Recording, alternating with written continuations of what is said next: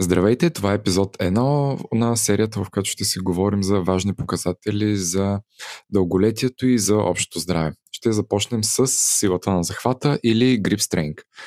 Много хора я подценяват, но тя казва много за начина на живот.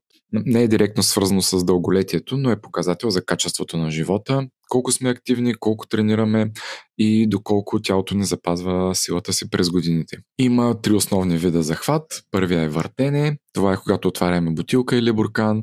Втория е държане, когато носим тежки турби или дъмбели.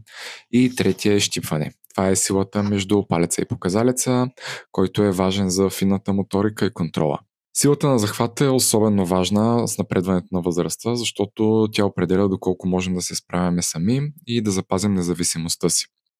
Това е малък показател, но с голямо значение за качеството на живота. Как да я подобрим?